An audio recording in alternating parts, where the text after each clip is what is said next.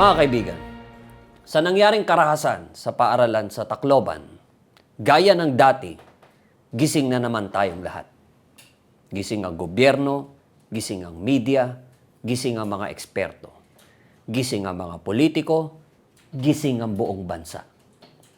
Ang problema, gising tayo pagkatapos ng trahedya. At ito ang tanong ko. Gaano kahirap? Mga magulang, gaano kahirap kamustahin ang mga anak nyo pag uwi galing eskwela? Hindi interview, hindi hearing, hindi Senate inquiry. Tanong lang, anak, kamusta ka? Kamusta sa school? May problema ba? May nang-away ba sa'yo? May gusto ka bang ikwento? Gaano kahirap na gawing normal na kapag uuwi ang bata, may lugar siyang nasasabihan ng bigat niya. Hindi nyo kailangan ng curriculum para dyan. Hindi nyo kailangan ng memo. Hindi nyo kailangan ng budget hearing. Magulang ka. Automatic dapat yan. At oo, tignan natin ang cellphone nila, yung pinapanood nila, yung nilalaro nila, yung kinakausap nila.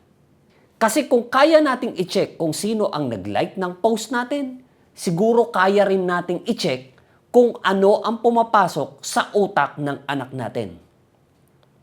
Mga teacher, gaano kahirap makipag-small talk pagkatapos ng klase nyo?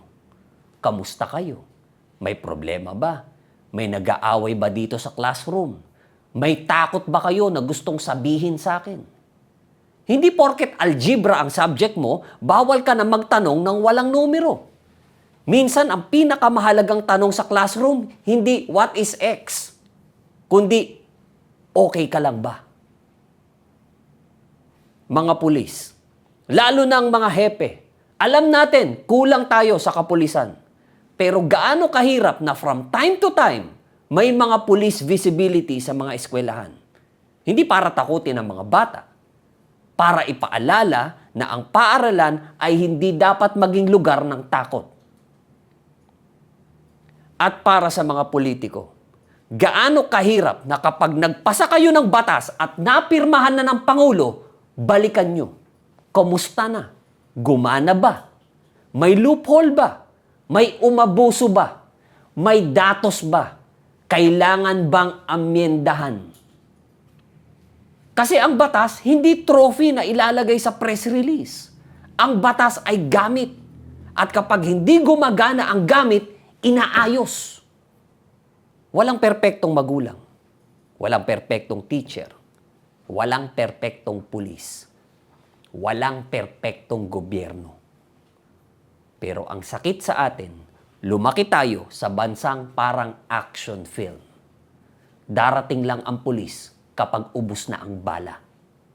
Darating ang eksperto kapag may namatay na. Darating ang hearing kapag may kabaong na.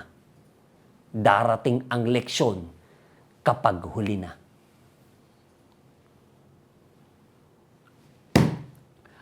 Biktima rin ako ng bullying nung bata ako. At yung anak ko, naging biktima rin ng bullying sa eskwelahan. Pero hindi ako pumayag na uuwi ang anak ko na may masakit sa katawan, tapos ang sagot lang ay, hayaan mo na. Hindi. Kung kailangan kumilos, kikilos tayo. Kung kailangan magsalita, magsasalita tayo. Kung kailangang sigawan, ang dapat sigawan, gagawin natin. Dahil ang katahimikan ng magulang, minsan nagiging permiso ng pananakit. Nasa atin ang problema. Pero nasa atin din ang solusyon. Ang tanong, gaano kahirap magsimula bago pa may masira? Gaano kahirap makinig bago pa may sumabog? Gaano kahirap magtanong bago pa may mamatay? Dahil kung ang prevention ay mahirap para sa atin, mas mahirap magluksa, mas mahirap maglibing, at mas mahirap mabuhay habang iniisip mo, sana tinanong ko siya.